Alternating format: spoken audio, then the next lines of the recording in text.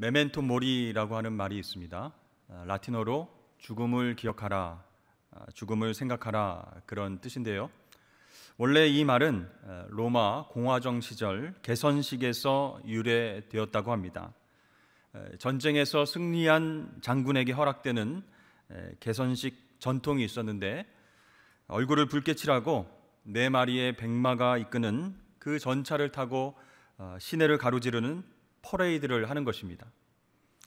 그때 승리한 장군은 환호하는 군중들의 모습을 보고 마치 자기 자신이 신으로 숭배받는 듯한 벅찬 감동에 젖게 됩니다.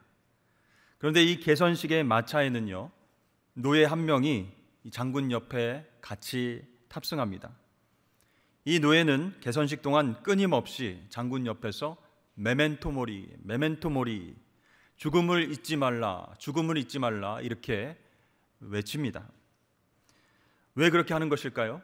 승리와 환호 소리에 취한 그 개선 장군에게 너무 교만하지 말아라, 죽음을 염두하고 살아라 라고 하는 일종의 경고 장치였던 것입니다. 우리가 잘 아는 이어령 교수는 몇 년 전에 언론사와의 인터뷰에서 자신의 암 선고 사실을 처음으로 고백하면서 죽음을 생각하는 삶이 참 중요합니다. 죽음을 염두에 둘 때 우리의 삶이 더 농밀해지기 때문입니다 라고 말했습니다. 그분은 과일 속에 씨가 같이 있듯이 생명 속에 죽음도 함께 있다 이렇게 얘기했습니다. 그래서 나는 살아있다라고 말하는 그 생명의식은 나는 죽어있다라고 하는 죽음의식과 똑같다라고 얘기하면서 빛이 없다면 어둠이 있겠습니까? 죽음의 바탕이 있기 때문에 우리는 생을 그려나갈 수 있습니다. 의사의 암 통보는 오히려 나에게 남은 시간이 한정되어 있음을 일깨워 주었습니다. 이렇게 이야기했습니다. 자, 이렇게 이어령 교수는 메멘토 모리, 죽음을 생각하면서 시를 하나 지었습니다. 그중 일부를 전해드리겠습니다. 목숨은 태어날 때부터 죽음의 기저귀를 차고 나온다. 아무리 부드러운 포대기로 감싸도 수위의 까칠한 촉감은 감출 수가 없어. 6살 배기 아이의 뺨에 무슨 연유로 눈물이 흘렀는가? 너무 대낮이 눈부셨는가? 너무 조용해 귀가 멍멍했는가? 굴렁쇠를 굴리다 흐르던 눈물 무엇을 보았는가? 메멘토 모리, 훗날이야 알았네 메멘토 모리. 굴렁쇠를 굴리는 어린아이 이야기가 나오죠.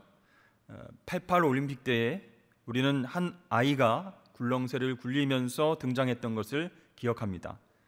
그것을 연출한 분이 당시 문화부 장관이었던 이어령 교수였습니다.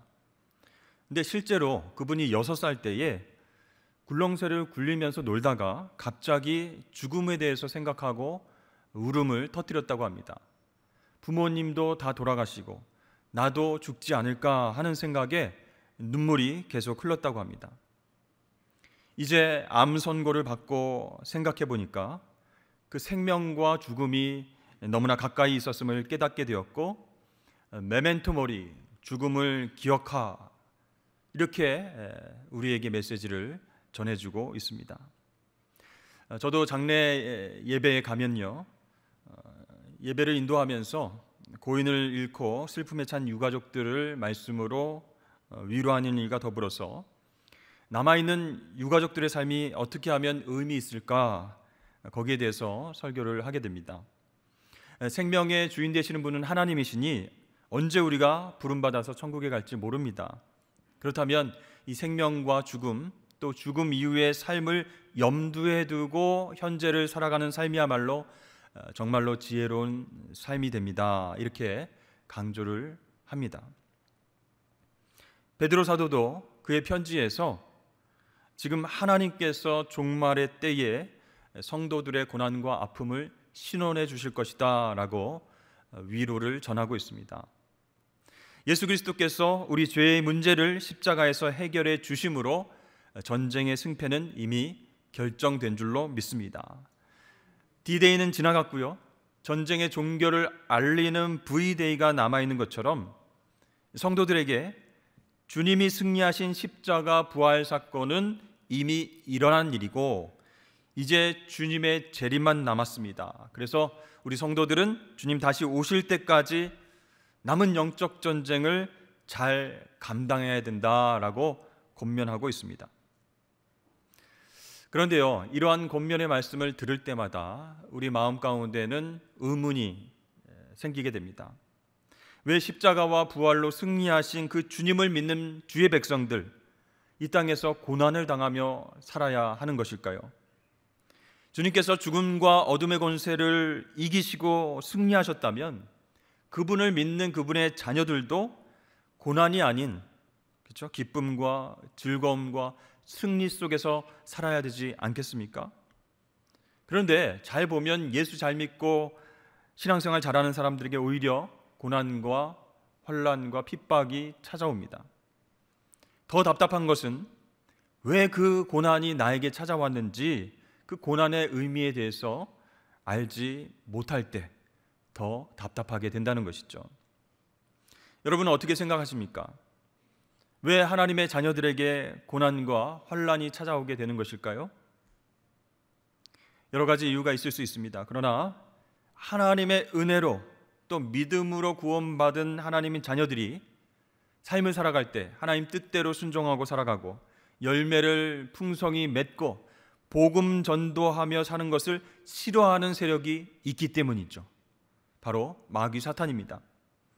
공중 권세를 잡고 있는 어둠의 세력들이 어떻게든 하나님 자녀들이 타락하고 살 소망 잃어버리고 하나님 떠나기를 바라고 있습니다. 그래서 사탄은 영적으로 하나님의 자녀들을 계속 공격하고 유혹하고 있는 것이죠.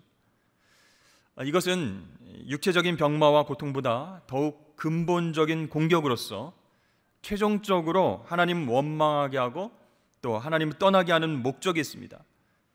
그래서 마귀 사탄이 성령 하나님이 아니라 정욕을 따라서 살도록 그렇게 우리를 공격하는 것이죠. 음란과 정욕과 술 취함과 방탕함과 이단과 우상 숭배로 하나님의 은혜를 새까맣게 잊어버리게 만들고, 그러므로 인해서 감사와 기쁨이 아닌 원망, 불평, 자기 부정의 삶을 살게 하는 것이 사탄의 목적입니다. 여러분 잘 보시면 사탄은 하나님 부정하는 무신론자나 인본주의자들에게는 영적 공격을 가하지 않습니다. 그대로 놔둬도 그들은 자신의 정욕대로 살아가기 때문에, 사탄의 편이기 때문에 그런 것이죠. 그래서 우리 그리스도인들, 하나님의 자녀된 우리가 살아갈 때에 고난과 고통의 문제가 사탄의 시험을 통해서 오게 된다는 것이죠. 그렇다면 보편적으로 우리 인생의 고통의 문제는 어떻게 설명할 수 있을까요? 영적으로는 사탄이 우리를 공격하고 유혹해서 힘들 수 있는데, 보편적으로 우리 인생 가운데 고통은 왜 존재하는 것인가? 의인이면서 하나님께 신실했던 욥은 고통의 문제와 씨름했습니다. 하나님 앞에 죄를 범한 적도 없고 평생 신실하게 살아가는 그 욥에게 하나님 왜 고통을 허락하셨는가? 악인은 심판하시고 의인은 구원하시는 그 하나님께서 왜 의인에게 고통 주시고 침묵하시는가? 너무 괴로워서 하나님 앞에 호소했습니다. 저도 한때는 우리가 인생 살아가면서 고통이 전혀 없다면 아주 감동적이고 아름다운 세상이 되지 않을까, 이런 생각을 해본 적이 있습니다. 왜 하나님께서는 우리를 창조하시고 고통이라고 하는 감각을 느끼게 하셨을까 고민한 적이 있었습니다. 만약에 상처와 고통이 없다면 하나님 믿지 않는 사람들도 하나님을 경외하게 되고 신뢰하기가 더 쉬웠을 텐데, 왜 하나님은 모든 사람들에게 고통을 제하여 주시지 않고 계속 허락하시는 것일까? 이런 의문을 가진 적이 있습니다. 몇 년 전 휴가 때 저는 가족들과 함께 여수에 있는 애양원 박물관에 다녀왔습니다. 그런데 그곳에서 저는 놀랍게도 실제로 고통이 없는 세계가 있었음을 알게 되었습니다. 나병 환자, 한센병 환자들은요, 육체적인 고통을 전혀 느끼지 못합니다. 그렇게 육체적 고통을 느끼지 못하면 행복하고 기쁘고 감사할 줄 알았는데 그게 아니라는 것이죠. 그 고통 없음이 또 다른 비극이 되었다는 것이에요. 병이 번져가면서 이 고통 신호를 전달하는 신경이 다 죽게 됩니다. 그렇게 나병 환자들은 고통을 전혀 느낄 수 없기 때문에 신체적인 기형이 계속해서 발생하게 되는 것이죠. 예를 들어서 어떤 분은 발에 꼭 맞는 신발을 계속 신습니다. 그래도 아픈 느낌이 없으니까 나중에는 발가락을 모두 잃어버리게 되었다는 것이죠. 또 어떤 분은 마대걸레 손잡이를 너무 꽉 쥐어서 엄지손가락을 거의 다 잃어버렸습니다. 또 거기에 사진과 여러 가지 설명들이 있는 책자가 있는데 그곳에 장님이 된 분들도 많이 있었습니다. 왜 장님이 되었을까요? 고통을 느끼는 세포들이 죽었기 때문에 눈을 깜빡거려야 할 때를 알지 못해서 시신경을 잃어버리게 되었다. 그것 때문에 장님이 된 것입니다. 그러한 여러 환자들의 모습을 통해서 제가 깨달은 것이 있습니다. 고통이라는 것이 크고 작은 방법으로 우리를 섬기고 있다라는 사실을 깨달았습니다. 우리가 건강하다면 고통을 느끼는 세포가 우리 속에 신호를 보냅니다. 지금 신발을 바꿔 신어야 된다고, 또 손잡이를 꽉 쥐지 말고 느슨하게 잡아야 된다고, 눈을 깜빡거려야 할 때 깜빡여야 한다고 경고를 해주는 것이죠. 자, 이렇게 고통은 우리가 실질적으로 자유롭고 활발한 삶을 살 수 있도록 계속 우리를 돕고 섬기는 중임을 그곳에서 깨닫게 되었습니다. 또 여러분, 고통이 없다면 예술과 문화도 매우 한정적이 될 것입니다. 발전이 없다라는 것이죠. 음악가라든지 화가라든지 댄서라든지 조각가, 이런 예술인들이 모두 고통과 스트레스에 대한 어떤 민감성에 반응해서 독창적이고 풍성한 예술적인 열매를 맺게 되는 것이죠. 또 피아니스트, 기타리스트, 바이올리니스트, 악기를 다룰 때에 어느 정도 세게 터치를 해야 되는지 정확하게 느낄 수 있어야 연주가 가능하게 된다는 것입니다. 그런데 만약에 우리 삶 가운데 고통이 없다면 어떻게 될까요? 우리 삶이 정체되거나 뒤로 퇴보된다는 것입니다. 또한 끊임없는 생명의 위험 가운데에 처하게 되고 말 것입니다. 10년이 훨씬 넘었던 것 같은데요. 제가 전에 있던 교회에서 봄 대신방을 하는 중에 갑자기 배가 아파서 병원으로 달려간 적이 있었습니다. 알고 봤더니 급성 맹장염이었어요. 검사를 마치고 바로 수술을 한 적이 있습니다. 그 신방 중에 도저히 참을 수가 없는 겁니다. 통증이 얼마나 심했는지 모릅니다. 여러분, 이렇게 우리 몸에 고통의 신호가 없다면 이렇게 맹장염이라든지 심장병이라든지 디스크 등 건강에 대한 경고도 받지 못할 것입니다.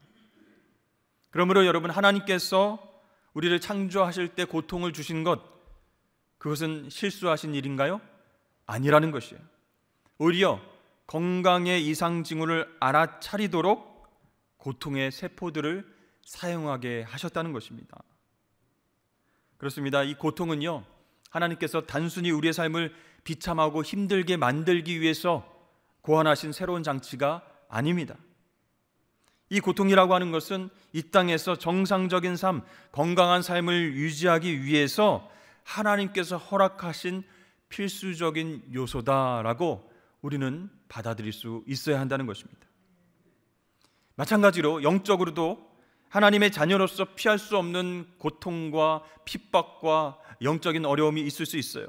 그 고통의 문제를 어떻게 바라봐야 하겠습니까?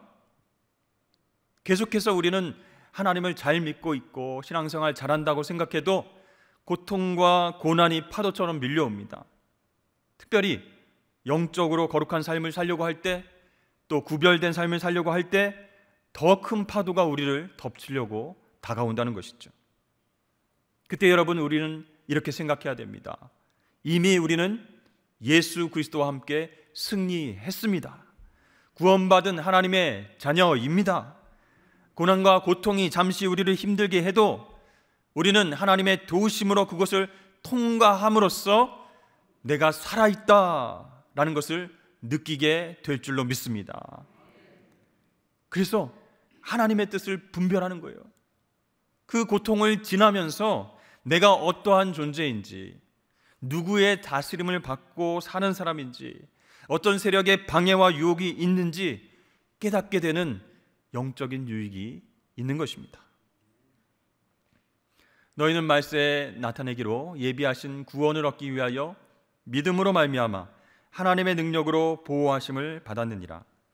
그러므로 너희가 이제 여러 가지 시험으로 말미암아 잠깐 근심하게 되지 않을 수 없으나 오히려 크게 기뻐하는도다. 너희 믿음의 확실함은 불로 연단하여도 없어질 금보다 더 귀하여 예수 그리스도께서 나타나실 때에 칭찬과 영광과 존귀를 얻게 할 것이니라. 아멘. 베드로전서 1장 5절에서 7절까지의 말씀입니다. 여러분, 베드로 사도는 고난 가운데 있는 성도들을 이렇게 위로하고 있는 중입니다. 하나님의 능력으로 보호하심을 받는 성도들아, 잠깐 근심하지만 오히려 크게 기뻐하는 사람들이 바로 우리들이다. 우리는 예수님 다시 오실 때에 칭찬과 영광과 존귀를 얻게 될 것이다. 고통으로 말미암아 우리가 근심할 수는 있지만 그것을 인내함으로써 우리 안에 있는 영적 세포가 깨어나게 된다는 것입니다. 그래서 나의 믿음을 확인하고 정신이 번쩍 들게 된다는 것이에요. 여러분, 그러므로 고난은 피할 때가 아니라 인내할 때에 우리에게 선물이 되는 줄로 믿습니다. 그 고난에 굴복하고 무너지고 흔들리고 인내하지 못하면 고난은 그대로 고난으로 남게 되는 것이에요. 그러나 하나님의 도우심으로 끝까지 인내하면서 사명 감당하면 그 고난이 변하여서 하나님의 칭찬과 영광, 그런 귀한 선물로 변하게 될 줄로 믿습니다. 그래서 오늘 본문에 베드로 사도는 예수님의 재림, 마지막을 생각하는 성도는 어떻게 살아가야 하는지를 구체적으로 우리에게 가르쳐 주고 있습니다. 여러분, 우리가 그리스도인으로서, 하나님의 자녀로서 후회 없는 인생, 감사와 기쁨이 넘치는 인생 어떻게 살 수가 있을까요? 그것은 바로 오늘을 마지막인 것처럼 살아가는 것입니다. 만약에 여러분들이 불치병에 걸려서 몇 년밖에 살 수 없다라고 상상해 보십시오. 가정입니다. 만약 그러한 선고를 받았다면 여러분 어떻게 사시겠습니까? 무엇을 먹을까? 맛집 한번 투어해보자. 어디를 가볼까? 코로나 시기이지만 어차피 죽을 목숨, 한번 여행 가보자. 이렇게 여러분 즐길 것들을 생각해 보시겠습니까? 사실 이런 것보다요, 얼마 인생이 남지 않았다라고 선고를 받으면 내 인생의 마무리를 어떻게 할까? 어떻게 이 짧은 시간을 잘 살아가면 의미 있는 마무리가 될까? 이렇게 고민하지 않겠습니까? 자, 오늘을 마지막처럼 살기 위해서 베드로 사도는 첫째, 근신하고 깨어서 기도하며 살아라 라고 권면하고 있습니다. 7절 말씀에 만물의 마지막이 가까이 왔으니 그러므로 너희는 정신을 차리고 근신하여 기도하라. 이 만물의 마지막이 가까이 왔다라는 표현을 했죠. 그러면 이런 질문이 생기게 됩니다. 아니, 2000년이 훨씬 지났는데도 아직 주님 안 오시지 않았습니까? 마지막 때가 가까이 왔다 했는데 벌써 2000년 지나지 않았습니까? 이렇게 질문할 수 있어요. 그런데 여러분, 이 말씀은 시간적인 카운트다운을 의미하는 것이 아니라 마지막 때가 오늘이라면 어떻게 살아가야 할 것인가? 내가 이 땅에서 한계가 있는 삶을 살아간다면 어떻게 사는 것이 의미 있는 것인가? 어떤 삶이 주님을 위해 사는 것인가? 고민하라, 그런 뜻이에요. 그래서 베드로 사도는 정신을 차리고 근신하면서 기도해야 한다라고 말하고 있습니다. 여러분, 우리가 정신줄을 놓치고 살다 보면요, 이 세상의 물결 가운데에 휩쓸려 흔들릴 수 있습니다. 세속화와 세상 문화가 엄청난 힘으로 우리에게 다가올 때 우리는 정신을 똑바로 차려야 됩니다. 또한 근신하여 그랬죠. 근신하다의 뜻은 자신을 잘 통제하며 그런 뜻이에요. 근신하면서 기도하라라고 권면하고 있습니다. 여러분, 기도하지 않고 살아가는 사람들, 물론 성공했다, 내 힘과 능력으로 목표를 성취했다 이렇게 자랑할 수 있습니다. 그런데 기도하지 않으면 하나님의 인도하심을 받고 살 수 없습니다. 자기 자신의 어떤 판단과 기준을 가지고 살다가 나중에는 실패하게 된다는 것이죠. 그러므로 오늘이 마지막이다라고 한다면 정신을 차리고 자기의 통제력을 가지고 기도하는 삶을 선택하는 것, 그것이 정말로 지혜로운 삶이다라고 베드로 사도는 권면하고 있습니다. 두 번째로 용서와 사랑을 실천하며 살아라라고 권면하고 있습니다. 8절 말씀에 보니까 무엇보다도 뜨겁게 서로 사랑할지니 사랑은 허다한 죄를 덮느니라 라고 말씀합니다. 여러분, 오늘이 마지막이에요. 그러면 마지막까지 멱살 잡고 싸우고 억울한 거 풀어달라고 하고 그렇게 하시겠습니까? 무엇보다 뜨겁게 서로 사랑하고 허다한 죄를 덮으라. 무슨 말이에요? 용서하라, 그런 뜻이에요. 베드로가 이 사랑과 용서에 대해서 이야기할 땐 본인의 아픈 기억이 떠올랐을 것입니다. 예수님은 모른다고 배신하고 거짓말했던 죄가 계속 생각나고 그것이 그를 아프게 했습니다. 그러나 부활하신 주님을 실제로 만나고 그분의 사랑으로 말미암아 모든 것이 녹아내렸습니다. 요한의 아들 시몬아, 내가 나를 사랑하느냐? 그렇게 3번 물으셨어요. 그 주님의 아가페 사랑이 자신의 허다한 모든 죄를 덮었습니다. 이렇게 주님의 놀라운 사랑을 경험한 베드로는 그 이후로 영혼들을 뜨겁게 사랑했습니다. 실수를 해도, 연약해서 넘어져도, 거짓과 술수로 고통을 받고 흔들려도 그 영혼들을 나무라지 않고 사랑으로 품어주었습니다. 언제 주님 다시 오실지 모르지만 지금 미워하고 정죄하고 살 때가 아니다라고 생각을 한 것이죠. 그렇습니다. 우리가 오늘을 마지막처럼 살아가기 위해서는 용서해야 됩니다. 사랑해야 됩니다. 여러분, 아직 용서와 사랑을 실천하지 못한 분 이 중에 계시다면 먼저 다가가십시오. 오늘이 꼭 마지막인 것처럼 서로 사랑하십시오. 그러면 우리 마음속에 천국을 경험하게 될 줄로 믿습니다. 세 번째로 서로 대접하고 선한 청지기로서 봉사하며 살아라 라고 권면합니다. 우리 9절과 10절 말씀을 다 함께 읽어보도록 하겠습니다. 시작. 서로 대접하기를 각각 은사를 받은 대로 하나님의 여러 가지 은혜를 맡은 선한 청지기 같이 서로 봉사하라. 아멘. 선한 청지기는요, 하나님께서 맡겨주신 것을 끝까지 잘 감당하는 사람입니다. 각각 은사 받은 대로 섬기면서 서로 대접하라는 얘기죠. 여러분들이 생각하실 때 제가 담임 목사로 목회를 감당할 때 제 힘이 몇 퍼센트 될까요? 100% 될까요? 아닙니다.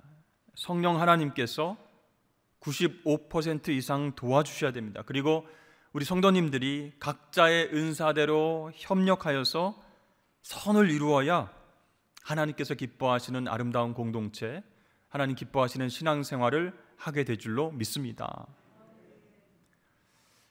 이쯤에서 여러분들께 한 가지 질문을 드리도록 하겠습니다. 부자는 복입니까? 은사입니까?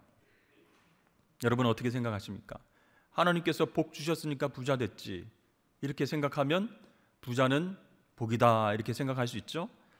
근데 여러분, 부자는 하나님께서 허락하신 은사입니다. 그럼 또 하나 질문하겠습니다. 은사는 똑같이 하나님이 다 주시는 겁니까? 아니면 몇몇 사람에게 각기 다른 것을 주시는 것입니까? 네, 몇몇 사람에게 주시는 것이죠? 네, 다 다릅니다. 은사가 다르다는 거예요. 수학여행이나 해외여행을 가면 그 사람들 중에 회계를 맡으신 분이 있습니다. 이 회계 맡은 분은요, 얼마나 피곤한지 몰라요. 회비 걷어야죠, 숙박비 내야죠, 식사비 계산해야죠, 교통비, 입장료, 그 다음에 하루 일과를 마치면 영수증 다 비교하면서 얼마를 쓰고 얼마가 남았는지 가는 곳곳마다 이렇게 신경을 쓰고 지출하고 챙겨야 됩니다. 그러면 여행 간 나머지 사람들은 뭘 하고 있죠? 놀면 됩니다. 편하게 회계를 믿고 쉬면 되는 거예요. 그래서 여러분, 이 회계라고 하는 직분이 굉장히 참 힘들고 어렵습니다. 그런데요, 우리들 중에서 그럼에도 불구하고 정말 잘 하시는 분이 있어요. 그것을 즐기는 분이 있어요. 그게 은사라는 겁니다. 마찬가지로 하나님께서 그런 사람에게 부를 맡기십니다. 은사입니다. 그래서 은사 받은 사람은요, 그 부가 자기의 것이 아니라 하나님이 맡겨주셨다라고 하는 의식, 즉 청지기 의식이 있어야 됩니다. 그렇게 청지기 의식이 있다면, 은사대로 맡겨주신 것이지 내 것이 아니지 하나님을 위해서 잘 써야겠다라고 이렇게 봉사하며 섬기면서 살 수 있는 것입니다. 청지기라는 말 자체가 관리하다, 그런 뜻이 있습니다. 그런데 성경에 보니까 선한 청지기, 나쁜 청지기가 나오거든요. 그럼 나쁜 청지기는 어떤 사람인가? 하나님이 은사로 맡겨주신 것을 자기 것인 양 착각하고 이기적으로 사용하는 사람, 이게 나쁜 청지기입니다. 그렇다면 여러분, 이 나쁜 청지기가 선한 청지기가 될 수 있는 방법이 있을까요? 그것은 하나이죠. 마지막 때를 깨닫는 것입니다. 주인이 와서 너 오늘부로 그만둬, 넌 잘렸어, 이렇게 마지막 때를 알려줬을 때 정신이 확 드는 것이죠. 또는 의사가 와서 당신은 이제 몇 개월 남았습니다 라고 선고했을 때 이 나쁜 청지기가 어떤 깨달음을 얻게 될까요? 이거 내 거 아니구나, 이거 다 내려놓고 가는구나. 그 마지막 때에 깨닫게 되는 게 내 것이 아님을 깨닫게 된다는 거예요.